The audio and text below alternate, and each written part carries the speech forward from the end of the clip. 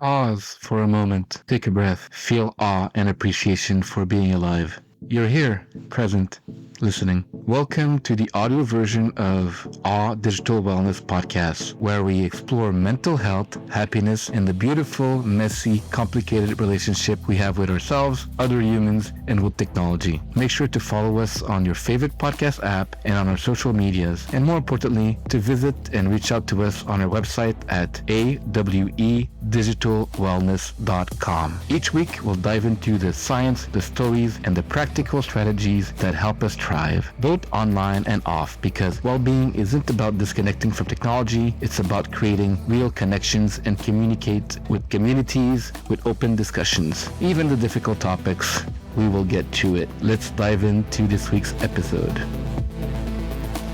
So today we have a very special podcast. Mark, would you introduce the theme of today's podcast? We're going to be speaking about something that hits very close to home for me, something that I've dealt with at a personal and professional level for my entire life, and that is ADHD, Attention Deficit Hyperactivity Disorder, or ADD, if without the hyperactivity.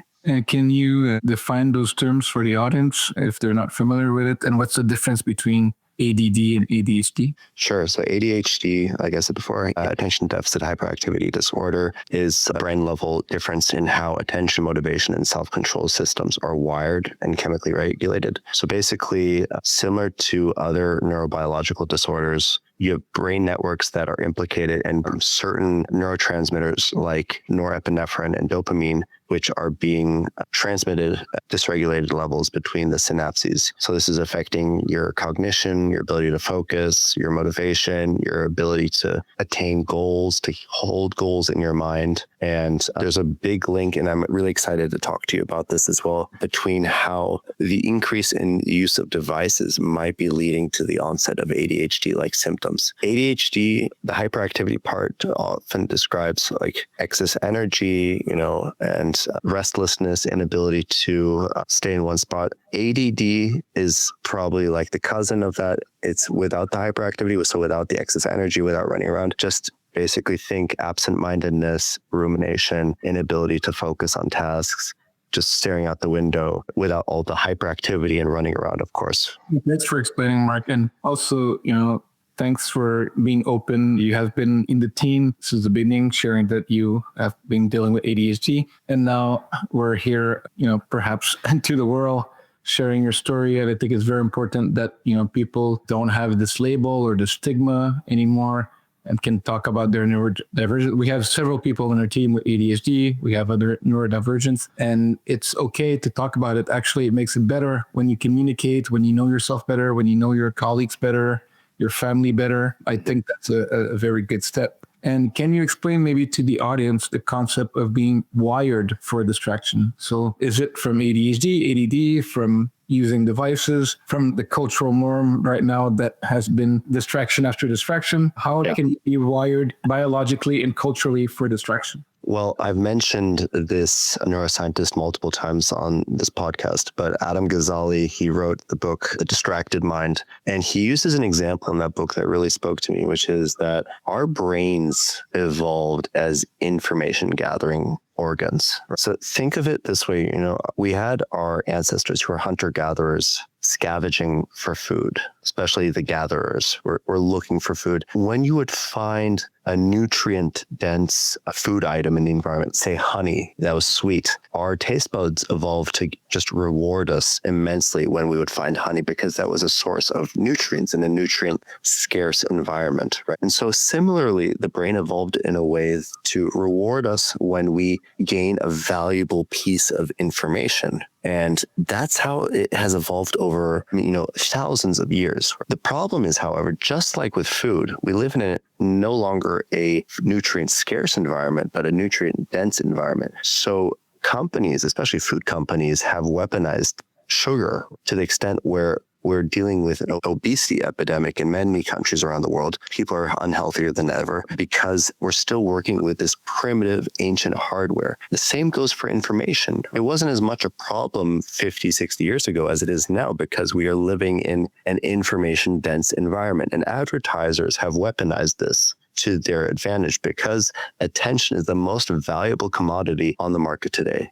And so anything that advertisers can do to take your attention is going to be used in their benefit and their interest and not yours. So what is this doing? Well, it conditions us in a way to have much more distributed attention processing. It's harder for us to focus on things because of the way that we interface with technology and the amount of notifications that we get and the amount of tasks that we are dealing with on a day-to-day basis. And we're seeing higher numbers of people presenting themselves at clinics complaining about ADHD-like symptoms. And because the demands are also being increased on us as we try to compete with things like AI nowadays, and we just can't. We can't think like that. And I think that more and more that it gets to this point, the harder it's going to become to differentiate ourselves. Thanks for putting the context in terms of the culture, and then we'll go a bit more in the biology. And those are tuning in who don't know, both Mark and I are neuroscience, perhaps geeks. So we read articles for fun and talk about brain stuff, but we'll try to keep it interesting. If we stray, let us know. And more importantly, all those joining live in the LinkedIn, Twitch, YouTube channels, please feel free to comment at any time. We will respond. And we have different sections as well. We're talking about wired for distraction right now. If you have some ideas about this specific topic, make sure to write a comment and we'll go through sections and sections and maybe improvise and talk about things that we'll figure out about Mark and ADHD. So let's go back a little bit to, the story about biology, right? So there is this cultural, you mentioned, so our brain is wired in a way to have attention. And what does the ADHD brain look like in general? And is it that from birth? Is it influenced by genetics, by environment, a bit of both? Can you explain a bit more about that? Yeah, so ADHD is mostly hereditary. Twin studies have shown that it has around 70 to 80% heritability. So it is a highly heritable trait. And normally if you have parents who have had it, there's a high likelihood that you're going to have it as well. It's just that I would say it's beginning to get a lot more press exposure than it used to in the past, just because of the different types of demands that are being put on us nowadays that perhaps during the industrial age weren't there. But nowadays, people are being tasked with looking at a computer screen and solving problems all day. And that seems to be very difficult for a lot of people with ADHD. But to the other part of your question, which is like, what does ADHD look at a neurobiological level? Well, the ADHD doesn't imply that there's any part of your brain that's necessarily damaged, right? It's more about different networks that regulate attention, motivation, and your inhibition, so your self-control, right? So you have like the frontal striatal circuits, and those count the prefrontal cortex and the basal ganglia, and then you have the frontoparietal control networks. And meta-analyses, so I when I was in my master's degree, I did fMRI meta-analysis on participants who were resting state, meaning they're just sitting in fMRI scanner, so functional magnetic resonance imaging. It's a way to measure basically activity going on in the brain. And what these analyses show is that you have reduced activation in certain parts of the brain in people with ADHD. So in like the right inferior frontal cortex and the anterior insula. So this implies that people have greater difficulty with inhibition and stopping their responses. Anterior cingulate cortex and supplementary motor area. So monitoring conflict, effort. All of this implies that, there is subtle but consistent brain differences in people with ADHD and normal brains, but it doesn't necessarily imply that there's anything deficient. It perhaps just implies that tasks that are easy for some people just might be much more difficult for other people with ADHD. Thanks, Mark, and thanks also the marketing team for showing some images of the brain. I encourage anyone that wants to know more to contact us. If you want to know some geek out neuroscience, we can do that. Or if you see this on replay, pause and you can read and go through those different steps. So yes, we talked about different areas of the brain, different networks. We know, for instance, that there's the default mode network that is perhaps a bit more active in ADHD, and that could be, not useful in terms of rumination and not being able to make decisions, being distracted. But there's also a good thing about the default mode network. Maybe creativity. Can we have more imagination? What are some of the positive things that the ADHD brain can have? Yeah, so I think this is the part of the podcast where it's like helpful if I share like what my personal experience, my lived experience with ADHD has been like. And I also want to like just reaffirm here. I mean, I am not a medical professional giving medical advice on this. This is my experience. You know, if you want to seek help from a psychiatrist, you know, who can prescribe medications, do that. Christian and I are both neuroscientists who do have a lot of knowledge about this area. But if you're looking to seek medical help, then go seek a psychiatrist about this. That in mind, I'll carry on and I'll say that the default mode network is something that you see overactive in people with depression and depressive disorders, ADHD as well. And what that means is that you have an active mind even when you're at rest, mind wandering, internal thoughts, daydreaming. Default mode network is part of your brain that's responsible for thinking when you don't think that you're actually really thinking. And this is something that becomes really apparent when you're meditating. So I was diagnosed with ADHD when I was 17. I took medications for a few years. I took it throughout college. I made the conscious decision when I was 23 that I wanted to stop because I didn't want to spend my life taking medications. I wanted to explore what activities I enjoyed doing. So what type of medication you had? Not necessarily the brand name, but what type and what that does? Yeah, so I took dextroamphetamine. And so what that was is that it blocks some of those neurotransmitters that I talked about before, like dopamine, norepinephrine, reuptake or increase the release, you know, specifically in like the prefrontal cortex and the striatum. And this will strengthen task-related frontal striatal activity, and it helps suppress the default mode network and off-task activity. So how do you feel when you're taking those medication? Do you feel more focus? And is there some positive and side effects as well that you felt specifically? Yeah, from the medications that I was taking, I definitely felt more focused. The first 2 hours I would almost describe as euphoric, like just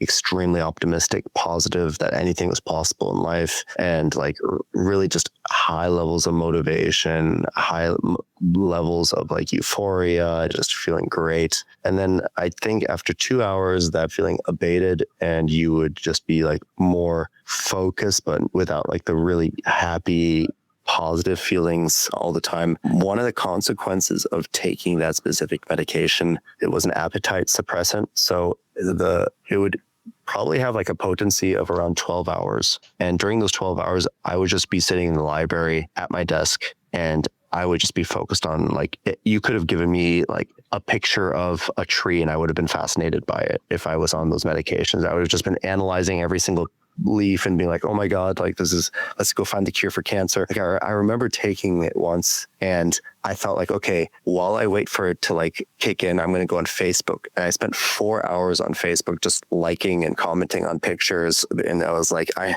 need to leave the best like response ever and like really detailed, perfect grammar. But the effect really was, 12 hours of focus. And for me, the consequences were appetite suppressant. So I did lose a lot of weight, and I did have irritability and mood swings after the drug was started wearing off in my body. So loss of sleep, irritability, mood. So people around you felt that you had a different mood, or yourself, or both? Yeah. So I think people around me would say that like I just seemed like kind of low mood, low energy. And keep in mind, like I was like 20, 21 at the time, right? So again, consult with your doctor when you take these strong psychotropic drugs. But also keep in mind, if you're a parent watching this, right, and you're struggling with a child who has ADHD, I understand this is something that's really tough to deal with, but also keep in mind that these drugs, they haven't been on the market for so long in the scope of human history. And you put a young child whose brain is still developing, and the brain of a boy does not finish developing until the age of 25. You put them on strong psychotropic medications. We don't really know what the long-term effects of that are. There have been rat studies that show a reduction in the size of striatum with long-term administration of ADHD medications. But we're kind of doing a mass experiment here on kids. So I would just do your research, like try to inform yourself before you administer strong psychotropic drugs to children. And if you don't want to read 12 hours or a week of a scientific article, we can have a chat. You mentioned the man's brain don't stop growing until 25. I'm not sure mine has stopped, or maybe it should. I'm not sure how old I am, but it's the neuroplasticity is there, hopefully. Yeah. You mentioned some side effects. I've also looked in some research that like SSRIs, those might also affect libido or sex drive. Is that something that you experienced? Yeah, for sure. Yeah, I just felt a lot less desire. Like libido was definitely lower. They say that it messes with like your sweat production. I didn't really feel that one, but it definitely lower libido, lower appetite were two of the consequences I felt from ADHD meds. But the big one for me was irritability, probably just the mood swings. So you were more irritable than you normally are? Wow, that's okay. When I was taking the meds, I will also say another consequence or indirect consequence is that like the more you take, your tolerance goes up. It's just like taking a drug. So over time, I had to increase the dosage from 40 to 50 milligrams to 60 milligrams just to achieve the same effect. Right? And what that means is that when you're off of the medications, that you have an even worse, poorer focus and concentration. And it's even more difficult to concentrate when you're not on the meds. And I just felt that like,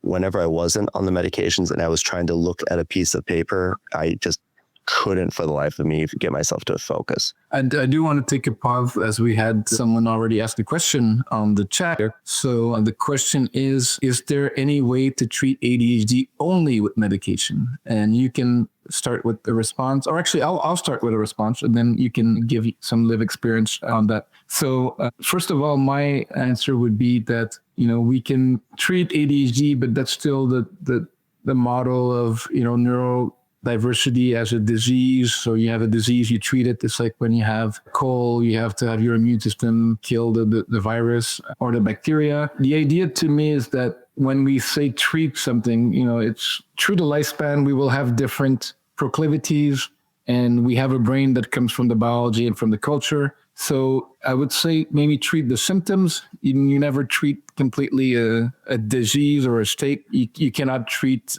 autism or giftedness or other neurodivergent traits. And you can have also combined traits of different symptoms that go hand in hand. And my general approach is that medication can be useful, and sometimes it can be enough to get you back to that baseline or whatever you want to consider that it's good enough for you to function, because most mental disease are classified because they affect some areas of your health, your mental health, your relationships, your work. So if the medication helps you go back to what you wanted to, in that definition, that could be okay. But then again, the idea, and I think we talked about this with Dr. Matika when he was on the show, it's what is the goal of the medication? What is the goal, right? So if you don't know when you're going to take pills and you don't know what they're supposed to do or what you want from them, then it's going to be very difficult to figure out that's achievable. And also, in most things, it's a holistic thing, right? So you might have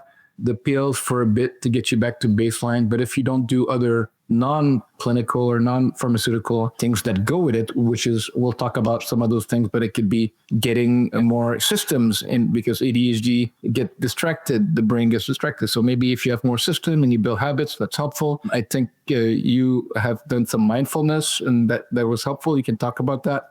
So I think that it is possible that the medication will get you to point A to point B. It just depends. Do you just want to go to point B, and are you sure that you're not going to slip back to point A and need more medication? So my answer is it could be enough for something, but I would definitely encourage to look at other alternatives on top. So I'm not saying do not take medication. I'm saying if you do, also look at what else is available for you to gain that pattern that had a disruption in your life or your kid's life in that case, if you're doing this with your children. So what is your response, Mark? What do you think about it?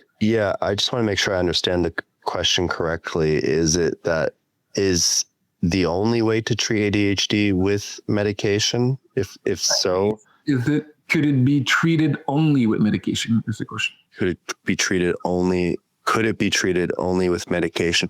Well, medication is really helpful. in treating it. And it's probably the most commonly accepted method to treating it nowadays, right? Not the only one out there, but it's probably the one that has the quickest, most fast acting solution, I would say. If you want to get a result quickly, medication is probably the best way to go. And the fact of the matter is that, especially in the United States or in Canada, we live in a culture of high achievement, high competition, high achievement. We praise people who get good grades, who, start businesses, who do things that are mentally just difficult, right? They're very taxing on people and they require long hours of sustained attention and focus. So a lot of times, and this was my experience again in college, when you are in a program like, let's say, pre-med programs are extremely competitive, right? Because it's very difficult to get into medical school and they want to weed out as many people as possible out of these programs. So they make the classes like organic chemistry, biochemistry, microbiology, all these things extremely difficult to study for. So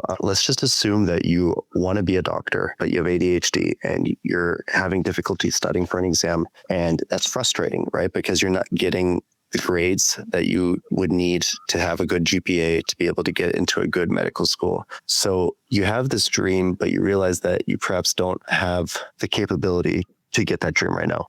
Well, you can take medications, right? You can go get a prescription, and then all of a sudden you are capable of doing it, right? You just needed a little bit of pharmacological support. And that's totally fine. You can do that. There's nobody to stop you from doing that. But at the end of the day, you will have to take this medication if you want to sustain that track long term of continuing to go to medical school. Because if you continue taking medications and you apply to medical school, you get into medical school, you have to take medications during medical school, you have to take medical school medications during residency, and then you have to take medications if you're a neurosurgeon. Like, what are the consequences of all of a sudden stopping your medications? Once you're a neurosurgeon, you get really distracted in the operating room and you make a really crucial mistake. It's like, no, like your life is built upon taking medication. Then accept that fate then that you might be taking medications for the rest of your life. So yeah, thanks for the example. And you mentioned that you had to take more and more dose. Yeah.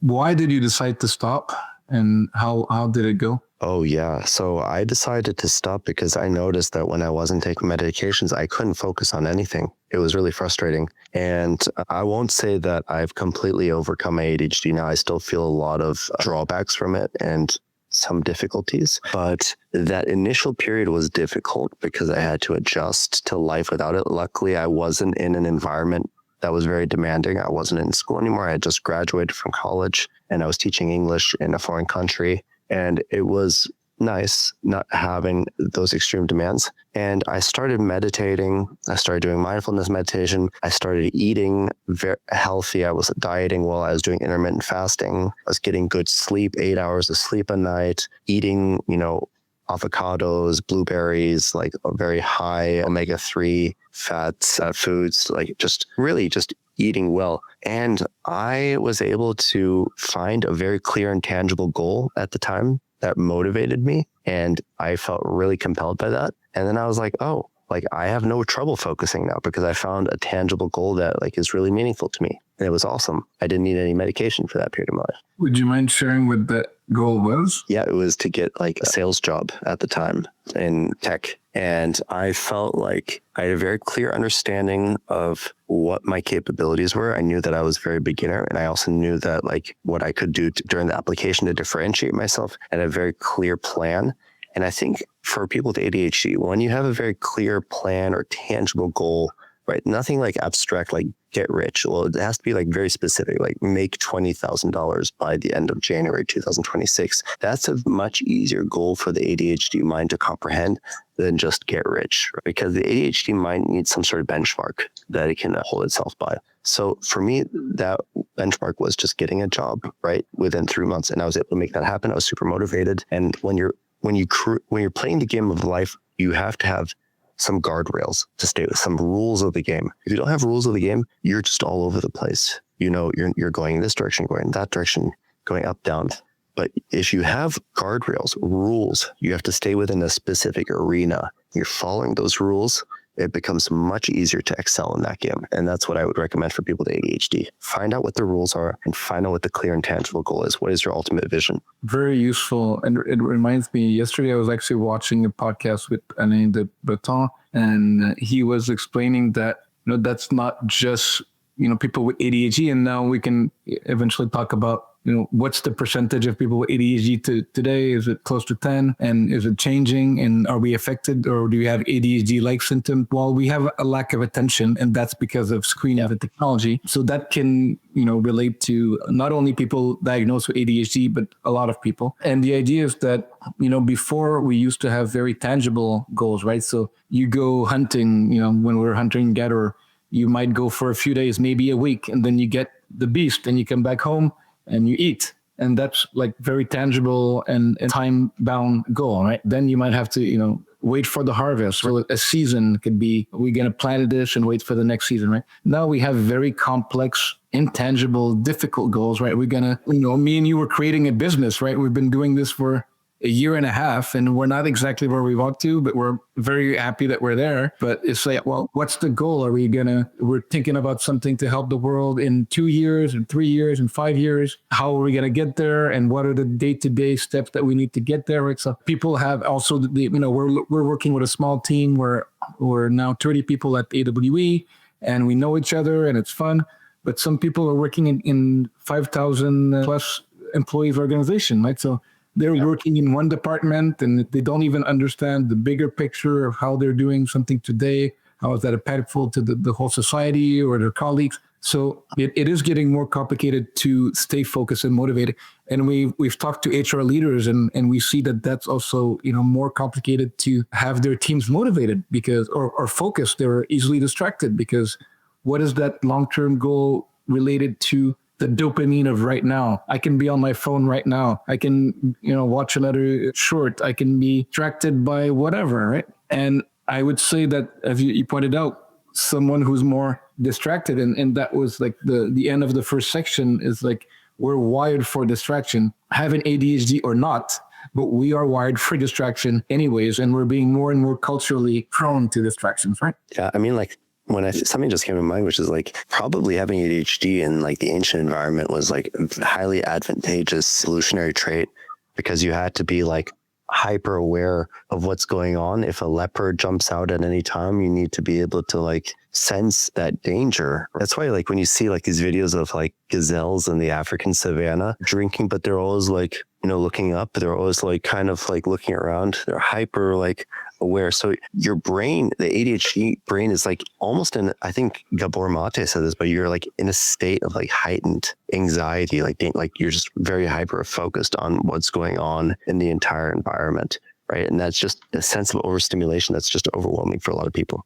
Yeah, we talked about the default mode network and the central executive thinking. And the other thing that we saw in the science is that it's not only that they are perhaps, overactivated or less activated, they also have some issues with connectivity, right? So they might be similarly activated, but they don't connect as much. And then they're not able to either focus on the motivation, the focus sector of the brain versus the distraction sector. And then there's this other network, which is called the salience network, which is the one that, when you hear a noise, you look. When you see something moving, you look. Sure. That the salience network in ADHD must be higher as well to be distracted easily, right? Oh, absolutely. And, you're just getting distracted by external stimuli all the time, but it's also the internal ones that are highly distracting. And that's what we were talking about with the default mode network before.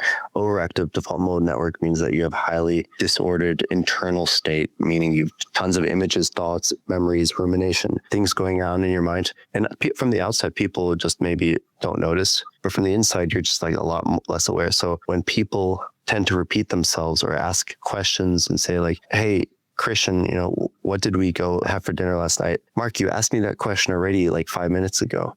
Right. It's really frustrating for the other people to have to like hear that, but it's also an ADHD mind is like having trouble recognizing what has been asked already and keeping clear tabs on that. I often find myself also walking into rooms and just like forgetting why I walked into those rooms. What was I actually getting? It's frustrating for me, but now I've gotten to the point where I just kind of laugh about it. I'm like, yeah, this is just how my brain works. Those funny and real examples. And for those who don't know, the term rumination comes from cows that are ruminating on some grass and chewing. So it's kind of like chewing the same thing. So in the brain, it means like thinking the same stuff. So like, again, you just said that before, right? So your brain is stuck in just repeating some same thoughts, and you really want to get out of that loop and be focused on something else. If we, go perhaps to talk a little bit, we talked about the networks. Let's talk about the chemicals, right? The beautiful cocktail of the acetylcholine, dopamine, and serotonin.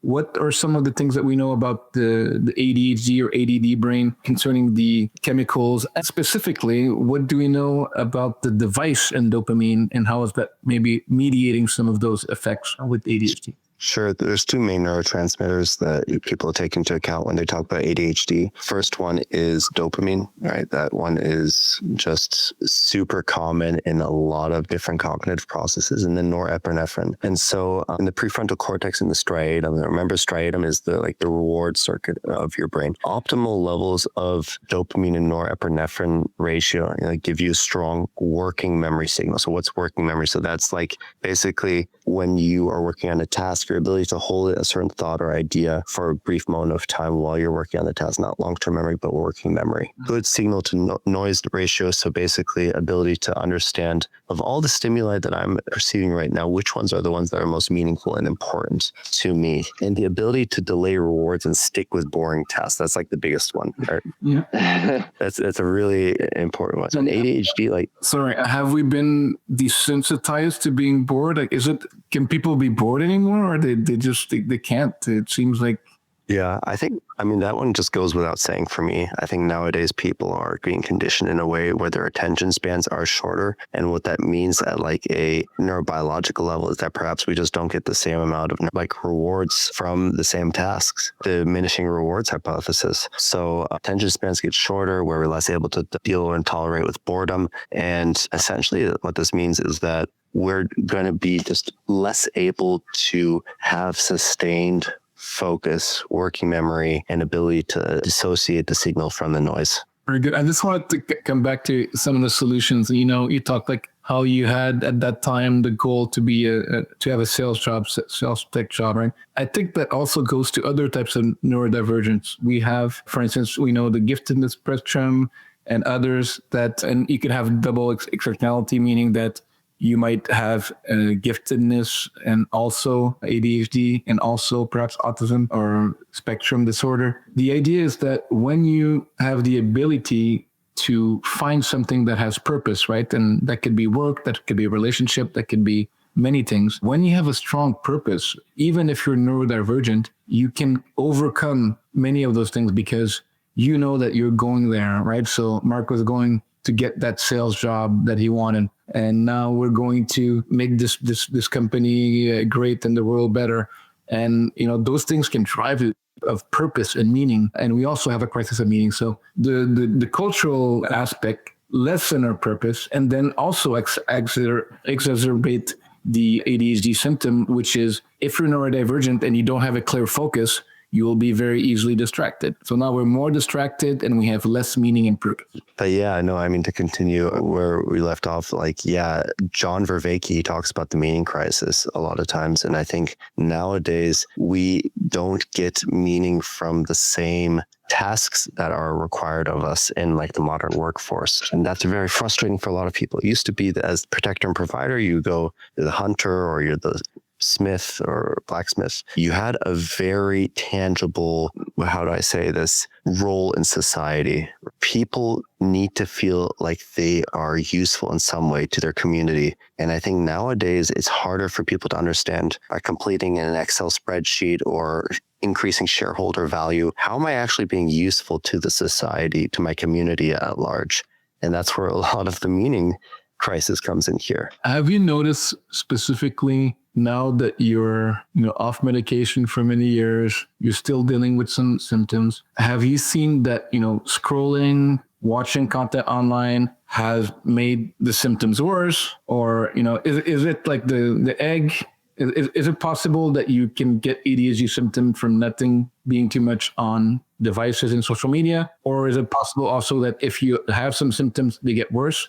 I read some studies around that it's maybe 3 times more linked than normal. But I want your personal experience because we've probably lived some of that. Yeah, well, again, this is my personal experience, but it's definitely like it gets worse the more I use my phone, the more I scroll, the more I spend time on YouTube, because it just feeds into what the ADHD brain wants. It just wants novel information, and you're just endlessly feeding it information, but you don't feel like you're in control. You're not creating that sustained focus for yourself, right? Being able to focus on like the boring tasks, the delaying the rewards, all that stuff. It's harder when you're conditioning yourself in a way that's benefiting other people with your attention, you spending more time on these platforms. So definitely in my own lived experience, I've learned for myself that the more time I spend scrolling or watching videos, shorts are probably the worst, TikTok shorts, the more my ADHD tends to flare up again. And, we touched on that, ADHD to treat the disorder, attention deficit hyperactivity disorder, right? Can you say perhaps that, again, if we stay away from labels and stigma, it is just the way your brain is made, and maybe we should try to understand it instead of labeling it and judging it? Yeah, for sure. It's the brain is wired in a different way, right? I think people with ADD, ADHD rank much higher on trait creativity than people who don't have it. For example, I come up with really strange ideas that I basically take disparate experiences and memories, and I'm able to connect them together, and I make really funny movies and videos out of that, right? But to some people, they're like, how do you come up with this, right? And it's like, I cannot explain it. I just have like, my mind is going in a lot of different directions. And also when it comes to jokes and people are talking about things, I'm able to make 2 connections that perhaps other people wouldn't make normally in a conversation. It's just how the ADHD mind works. It's looking for a lot of different ideas and possible connections between 2 different things. Thanks for sharing. As we say, like, don't judge, accept, and see, and try to see the positive in everything, right? It can be a struggle at some time, but there is some advantages to have different types of brain. And I think myself and the team really appreciate your jokes. So keep it up. In terms of other ways that you can express creativity, you have worked with some patients of yours and clients that have ADHD and helped them a little bit. Can you tell me maybe some of the ways, we can call it strength-based training or therapy, where we focus on the strengths and the qualities instead of the disadvantages? And have you been able to do that with some of your clients? Yeah, absolutely. So with some of my clients, who have ADHD, that is, I do some mindfulness training where we focus on paying close attention to the breath. A lot of some of the things that we do in our digital resets on Tuesdays and Thursdays. So I have them focus on their breath and then notice that the focus begins to waver and go to some thought in their mind. So if they're getting distracted by a thought, I think it's really important that you become aware of the moment you become distracted. And if you don't become aware of the moment you get distracted, become aware of the fact that you are distracted and gently bring your focus back to your breath. It's super important. It's like training a muscle, right? It's not necessarily teaching yourself to like say, oh, every time I get distracted in my normal life, just bring my focus back to my breath. And it's just teaching you to increase your working memory capacity and the capacity to direct your attention consciously, which actually helps people in a lot of ways because it gives them a sense of agency over their life then. It's like, I can decide what I want to focus on. So that's the first step is, the practical application is focus on mindfulness training and then actually understand what is your long-term vision. Like, what do you want in your life? What are you trying to achieve? And if you are unhappy with some part of your life, if you're unhappy with your job, is it that job is actually suited to you? Or is it that you perhaps need to explore something else, a different avenue, which is completely fine? Great. Yes, I'm quite adept and love mindfulness and self-compassion and loving kindness and other types of meditation or presence or, different ways to call it. There's a lot of studying going on the effects of mindfulness. I'm studying other ways to make people happy, including non-duality. Just did a reset yesterday. So the digital resets, if you're curious, you can go on our website and book a free reset. So Thursdays, yesterday is me, and Tuesdays is Mark. and we have slightly different ways to help you reset your mind and your body. And it can be specifically good for people that are needing of less distraction. So that was something that you used for yourself and also with your patient, and you saw some results? Oh, for sure. Yeah. The mindfulness aspect helped me so much when I stopped taking meds when I was 23. And with my patients, they've seen tremendous progress just from the ability to pinpoint these thoughts and emotions the moment that they rise and not fall into the same negative habits, pattern and spiral. So yeah, mindfulness we talked about quite a bit. You can call it presence, just being in the moment. And also today we are just announcing, you can also see on the website, we have our new head of mindfulness, education and wellness, Chris, that just joined the team to help us be even more mindful and help people be even more mindful in all our programs. So as the team is growing, we're going to be mindful of mindfulness, right? In terms of motivation, right? So have you found that there was times, which is not only the distraction, but also procrastination that was linked to some of those symptoms? Yeah, for sure. I mean, when I binge watch YouTube, I tend to procrastinate more because, again, it comes down to the salience network. What is more salient to me is a fun, exciting video or video game that you're playing instead of doing the boring task of writing the paper. And you can blame yourself all you want, but like, I think I heard something recently, which is that the reason video games are so appealing to people with ADHD is because they offer real consequences that people don't experience in real life, which is like, okay, you can die in the video game and then you have to start all the way over again. And that makes the video game fun because there's something to lose, right? There's a real consequence in that game. But in day-to-day life, like what's the consequence of failing an exam? Well, it doesn't really feel real, right? It doesn't feel really interesting to a lot of people. So that's what becomes really frustrating in this game of life that people are playing, is that like the consequences there are not tangible enough for people to understand. So for me, yeah, for sure. I mean, whenever I would binge watch or be on YouTube, video games, for sure, my procrastination got a lot worse. So the two are very tightly linked to each other. And there's a lot of discussion nowadays, especially in the field of academia research, that says that, you know, the term that we use for like behavioral addiction, internet gaming disorder, smartphone addiction, really could just be ADHD or ADD symptoms that we're seeing in the modern world of technology use. You know, there are a lot of studies, like there was recently a study by Menendez Garcia Jimenez.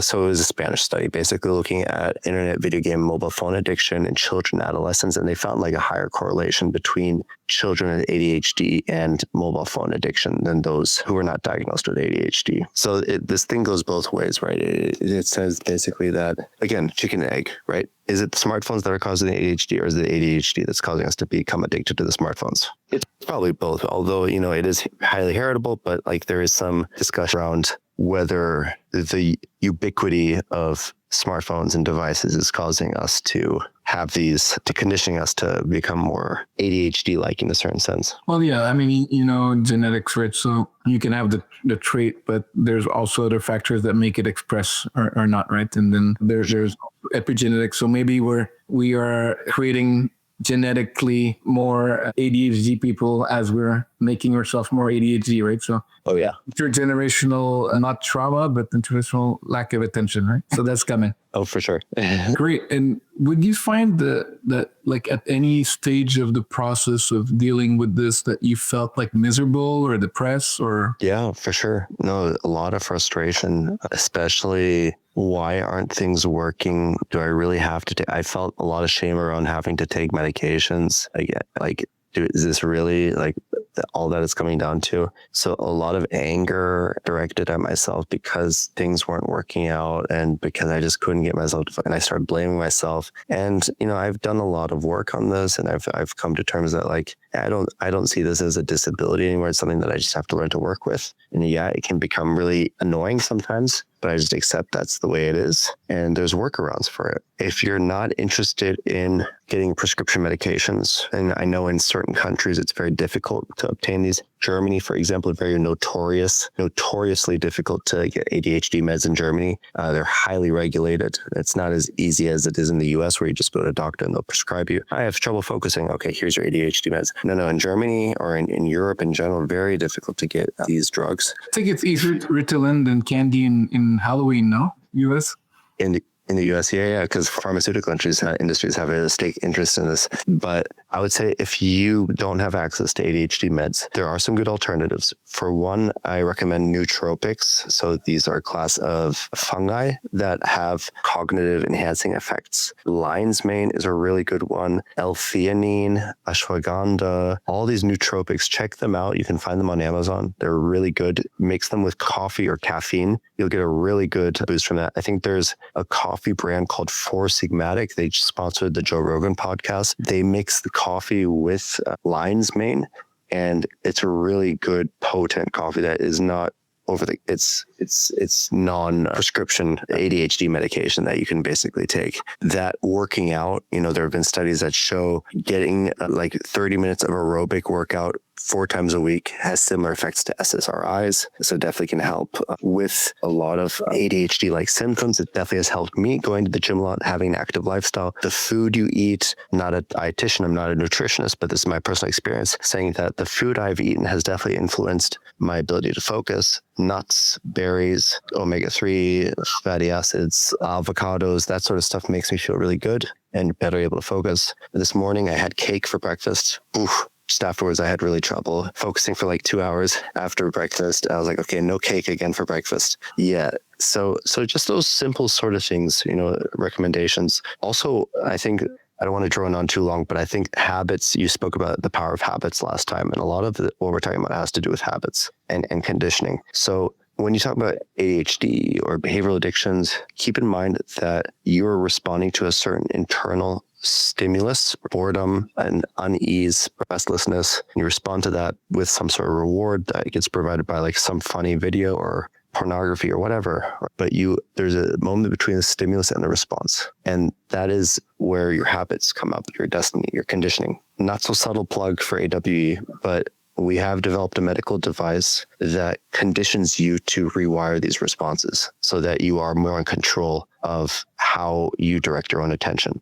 So instead of always constantly responding to the nonstop rewards of social media, the phone rewards you for engaging in behaviors that are conducive to your long-term goals, like reading a book, doing your homework, going to the gym, all this stuff. The phone will sense when you've done this and it will reward you with screen time in some sort of like operant conditioning sort of sense. Thanks for sharing. Yes, the phone is pretty cool and it's science-based and has some articles that people can read about the results. I think when we're talking about habits, what I read preparing for this podcast is that the good thing about the ADHD brain is that it can develop habit as a neurotypical brain. So it might need a little bit more guidance, right? So there's more easily distraction. But once you do a habit and you train yourself, or someone helps you, coaches you, or a device helps you to do that thing, or you put the system in place, you're able to develop those habits like a normal brain, right? Or whatever. Sure. Yeah.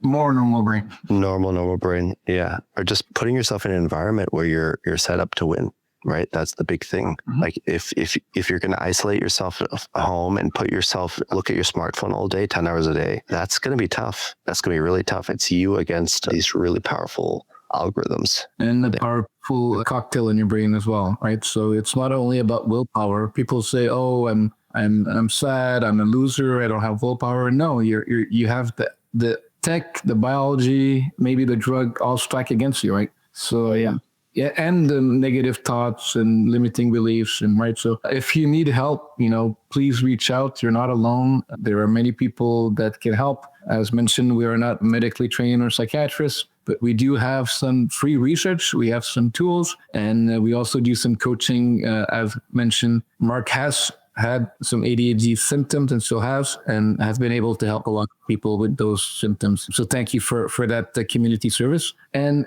when we talk about calm, letting the thought not come and making space between that potential reaction or distraction. Can you explain how this experience in working with people have brought you to put some of those concepts into what we're doing? Yeah. So to the first part of the question, Viktor Frankl is the one who originally said there's a space between stimulus and response, and in that space is your freedom. So you get to decide how you want to. The problem is that like with ADHD or with a lot of other conditions that you have all these internal stimuli going on, and there's a lack of awareness around these stimuli. And then you respond unconsciously to these stimuli. So when you meditate, or what we do in these calm resets, we're trying to get you to become more aware of these internal states that are going on that you might be reacting to unconsciously. So we guide you through this reset, which is a guided process to focus on your breath, on your physical sensations in your body. Notice if you have any tension in your body, right? Relax and your shoulders. And by doing so, you'll see that certain thoughts come up. Oh, I have that thing I have to do next week. What did I have for dinner last night? What am I going to make for dinner tonight? I have to take out the trash, blah, blah, blah. All this stuff comes up. And just to notice that and acknowledge it, and then try to bring your focus back to what we're doing in the reset, which is being here present right now. It's a tough process. In the beginning, it can be really frustrating. It feels like a Sisyphean task because you're just slipping back all the time into this unconscious sort of rumination. But the key is really just to stay consistent and try to bring your attention back to your breath all the time, just repeating, and it's going to have some effect for you. And can you explain why we decided to do those resets, not, pre-recorded, but actually live, only at specific time? What's the benefit or disadvantage of that? Yeah. So the benefit is you can listen to a guided meditation on YouTube or Headspace or Calm or a lot of these other apps, but it's an entirely different experience when you have a live human doing it who can actually offer you guidance in real time, also who knows you and is able to tailor the reset to you towards your needs. And also just on the other end, knowing that there's a live human talking to you makes you feel a lot more connected and present with that person instead of a recording. Yeah, and not only the person talking, but the other people that are experiencing this at the same time, right? So now there's some people live. I'm live. I feel more connected than if I had a voicemail or read a text from you or saw a video of you doing your crazy, funny stuff. The live aspect is really important. And I think the other part is accountability, where you have to be there at that time. And maybe is that something that ADHD people sometimes have the difficult time to be accountable and to, right? So it's for something to be there and to do it now, not later and procrastinate, right? You have to be there at that time. That's the life. If you miss the bus, right? It's the only time that you can get that. And I was thinking perhaps even in terms of emotional regulation, right? So we know that some people that are dysregulated might make other people dysregulated, meaning if you're angry, someone else can be angry. But we also know that if someone is calm and brings you into that peace and happiness and compassion and worry-free zone, then you're going to also it's going to help you co-regulate your emotions, right? For sure. Yeah, absolutely. It's going to help you knowing that somebody else is on the call going through a similar process as you, and you're in this together with other people. Well, I love that you're being so open, and I don't like the word authentic. I'm writing a book that says don't be authentic. Just be yourself and be open and flexible to share your experience, the science that you've learned, and some people that you've talked to.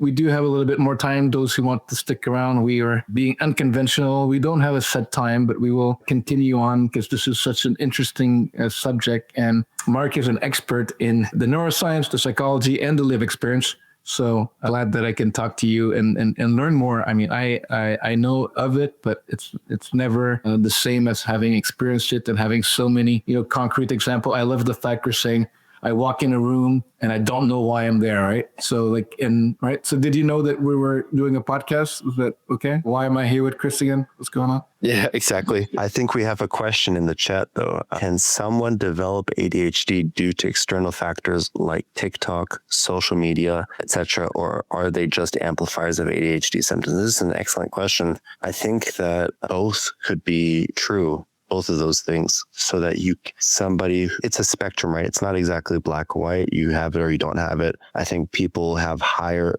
degree of it than other people. And there could be other people who have some ADHD, but not that much. So for example, like my dad, he, successful career person, he became a doctor, went to medical school. That requires a lot of focus, and he did it all without ADHD medications. In a time where they didn't have the ubiquity of mobile devices and internet. Nowadays, my dad is close to retirement, and he's going on his phone like every night before bed and scrolling on these YouTube shorts. And I'm thinking like, man, if you grew up during this time, like it would have been a lot more difficult for you to go to medical school than it was back then. So it's just, I don't think people should blame themselves perhaps for the inattention, distractibility. It's their product of their environment. That's all it is. And thanks for mentioning that. And yeah, we never try to suggest that anyone should blame themselves for trying to actually encourage acceptance and awareness. And that reminds me, in like the Divide Fed, we're actually doing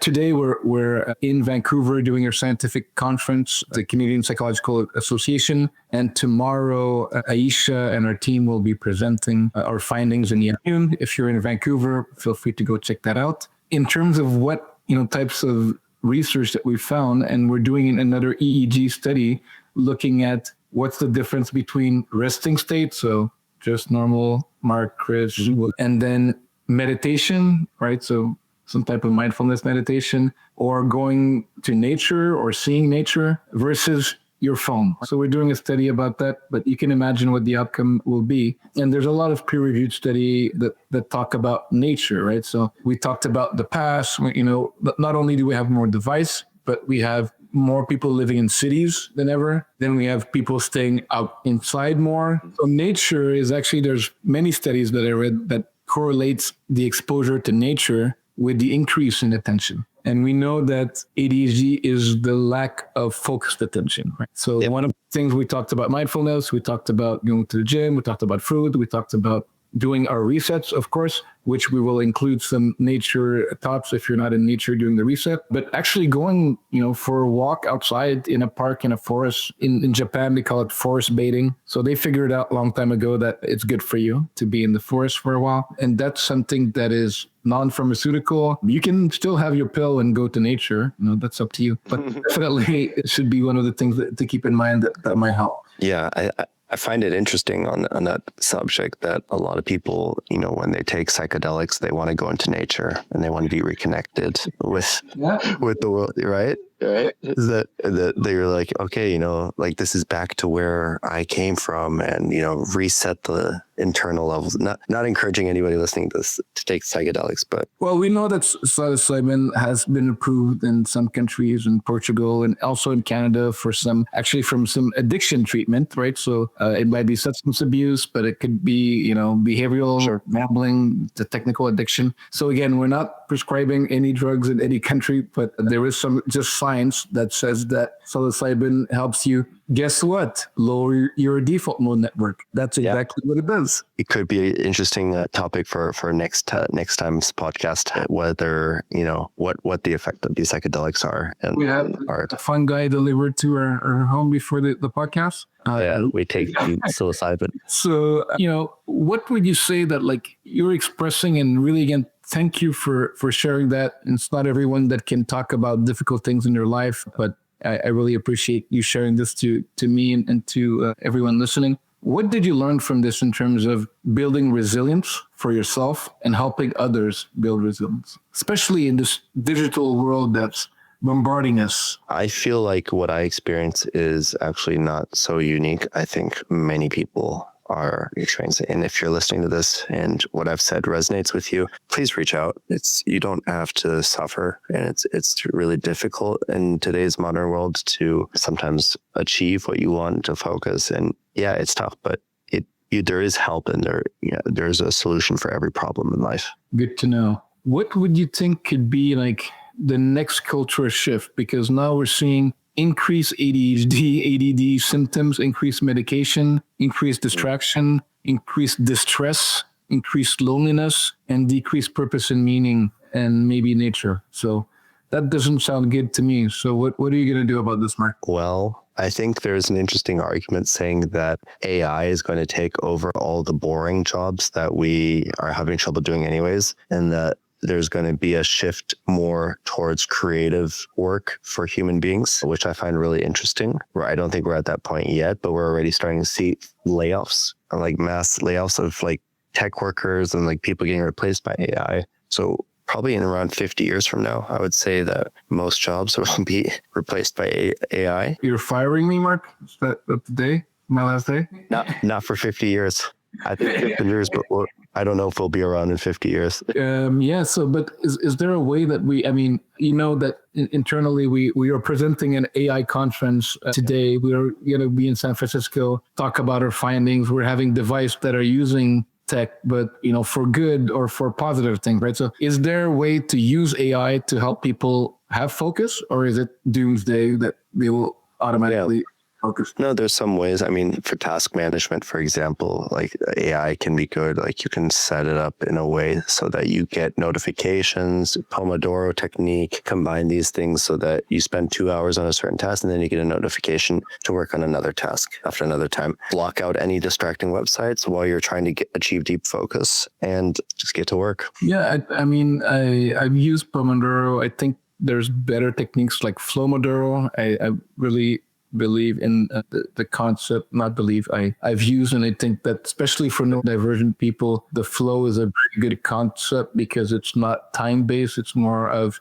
are you able to gain that sustained focus, which, as we also do in the resets, when time disappears, right? So that's where you want to be in flow state, and then you become the most productive, motivated, and indestructible human being. Yeah, I have to check out the Flowmodoro. I haven't used that before. So that's kind of using the flow as a barometer instead of specific time, right? So coach you in all those techniques. And I'll explain that to you or anyone that wants on a different podcast. My kind of last real topic I want to broach is, do you feel that it's okay to talk about ADHD in the workplace? And what has that done to you and the team? And should people start to talk about this, and what way that you think might be the most productive, right? So all the people out there that might have been diagnosed, have symptoms, that might be on medication or not, or struggling, what's the best practice that you'd say, Mark? I think it's okay to talk about it. And I don't think it's something to be shameful about. It's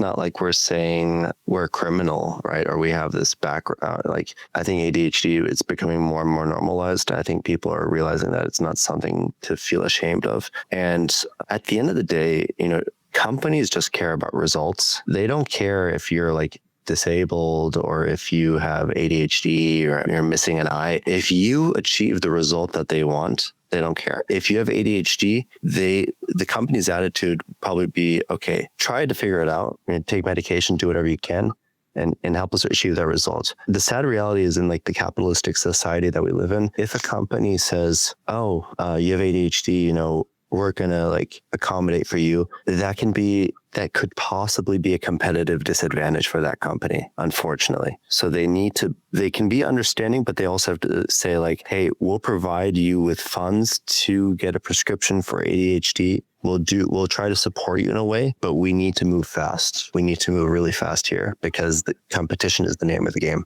So I think, it can be spoken about openly. I don't think there should be a stigma around it at all. Yeah. And I think what we tried to do today is demystify like what is the cause, what is the context, and to find tools, right? And we also found strengths, right? So again, humor, creativity, maybe finding puzzles, and I'm sure there are other strengths that we can also discover and talk. And if you have ADHD, please message us privately, or telling like the amazing side of ADHD, because there is no wrong or bad, there is no good or bad. There was just exploring with curiosity, right? So thanks for taking the time to explore this topic. And I also want to say that it is true that it might still have some stigma and some issues, but it's always easier if you're dealing with it with an open, communicative way than trying to hide it, than trying to balance it and then have the shame, right? So like, I'm sorry, I was distracted. I didn't do that.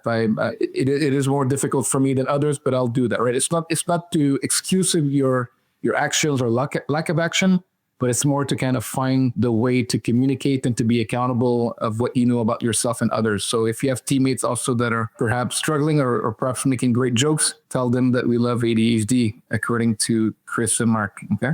Absolutely. For anyone listening, if you feel that could be relatable to you, reach out if you want to hear some different context, different issues that are dear to you in the field of mental health and wellness and well-being and happiness. We are here almost every Friday. That's the plan until life will choose, whatever it chose, but that's the plan. So please contact us with some ideas, with some questions. And then, if you had one suggestion, one habit, one thing that you could tell someone that feels that might have distraction issues or ADHD to do this week, what would it be, Mark? First off, focus on getting 8 hours of good sleep per night. Most health problems, actually, I would say a large majority of mental health issues going on in society are due to poor sleep quality. So make sure you get good sleep hygiene. And then secondly, try to start a meditation routine with 10 minutes a day. Join one of our digital resets and just experience it for yourself. And try to just build up a small habit. And thanks. Yeah, our resets are 25 minutes, not the prescribed 5 or 10 minutes that most other apps or people tell you you'll be fine in 5 minutes. 5 minutes, you barely have time to get out of your thoughts. And I don't find that it's good enough to really reset. And science also says it's 22 or 23 minutes. That's why we're using that 25-minute number. So don't think that you can cop out and do a 2, 3, 6 minutes meditation. It does help. I do mini meditations around the day, but it's not the same as a complete nervous reset. And then you mentioned taking the time. I would also say and again, study shows that social interaction helps gain attention. So if you're being distracted, surround yourself with people that you love, that you like, that you find funny, that you're funny with, and be open to say who you are or how you feel, how your brain works. And the more people will let you explore and be yourself, be present, you will feel also more attention and care and positivity to move on and get some of the goals that you might have.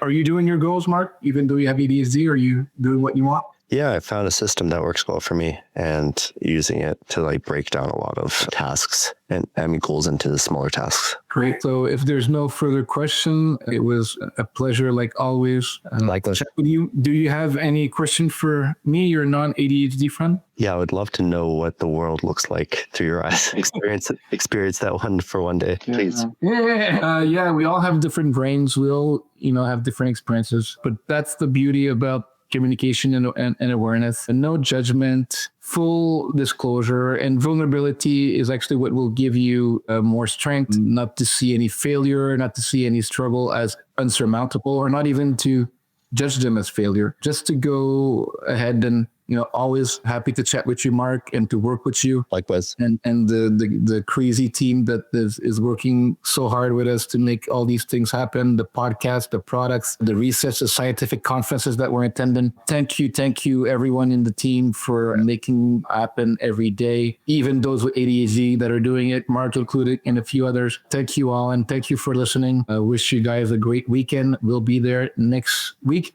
maybe with some news from the 2 conferences that we're attending and with some different topics. Reach out if you have something specific you want to hear from us, and have a great weekend. Cheers. See you next time. Bye-bye.